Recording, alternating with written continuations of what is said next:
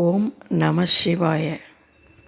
திருவாதிரை களி பார்க்க போகிறோம். பச்சரிசி ஒரு பங்குன்னா சும்மா பச்சரிசி போடாமல் சும்மா கொஞ்சமாக ஒரு பாசிப்பருப்பு போட்டு நல்லா கழுவி களைஞ்சிட்டு ஒரு அரை மணி நேரம் வடிதட்டில் போட்டிங்கன்னா அந்த தண்ணியெல்லாம் ட்ராப்பாக இறங்கினதுக்கப்புறமா நம்ம லேசாக வறுத்து களி செய்யும் பொழுது ரொம்ப அருமையான டேஸ்ட்டாக இருக்கும். இந்த திருவாதிரை களியை நம்ம பார்க்கும் பொழுதே இதற்கான உன்னதமான விஷயம்னா சேந்தனார். அந்த சேந்தனார் பற்றிய முழு விவரம் நான் ஒரு பதிவு போட்டிருக்கேன். அதை கமெண்ட்டில் பின் பண்ணி விடுறேன். நேரம் கிடைக்கும் பொழுது அதை கேட்டு பாருங்கள். இந்த திருவாதிரையை நீங்கள் மறக்கவே மாட்டீங்க. இந்த ஆருத்ரா தரிசனம் ஒவ்வொரு வருடமும் உங்களால் முடிஞ்ச அளவுக்கு கோயிலில் போயோ வீட்டில் களி செய்தோ நீங்கள் படைச்சு அந்த சிவபெருமானோட அருளை நீங்கள் வாங்குவீங்க. எளிமையாக உங்களுக்கு நல்ல ருசியாக அந்த களி எப்படி செய்கிறதுன்னு பார்க்கலாம். நான் வசிக்கிற ஊரில் சிவபெருமான் கபாலீஸ்வரராகவும் அம்பாள் வாரணாம்பிகையாகவும் காட்சி தராங்க. அவங்களோட கல்யாணத்துக்கு நான் போயிருந்தேன். அந்த பதிவையும் உங்களுக்கு நான் கொடுக்குறேன்.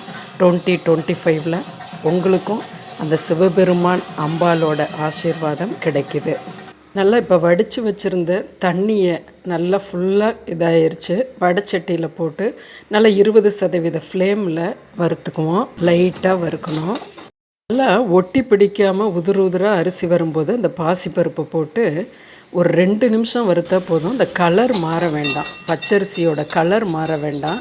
அதுதான் பதம். ரொம்ப முருகலாக பொன்னிறமாக வறுக்க வேண்டாம்.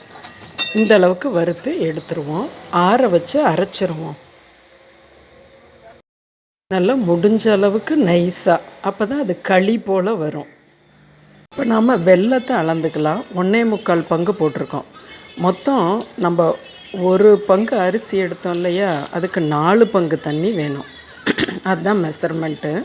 நீங்கள் மஞ்சள், கருப்பு, வெல்லம் உங்கள் கலருக்கு தகுந்த மாதிரி போட்டுக்கோங்க. இதில் 1 பங்கு தண்ணி விட்டுக்கிறோம்.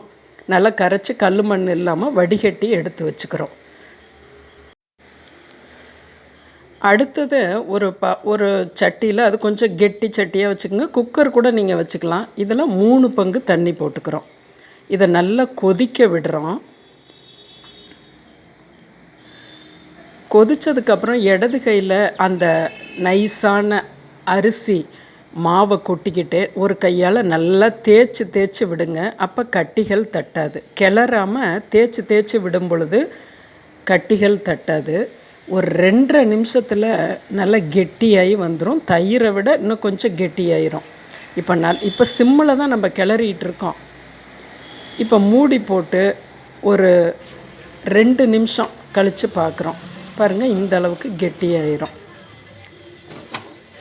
1 நிமிஷத்தில் கெட்டியாயிருச்சு. இந்த அளவுக்கு நல்லா கெட்டி சட்டியாக வச்சுக்கோங்க.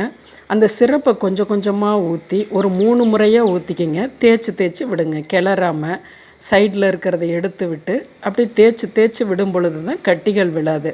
இது நீங்கள் எந்த களி வகைகள் செய்தாலும், கேசரி செய்தாலும் கூட இதுதான் மெத்தடு.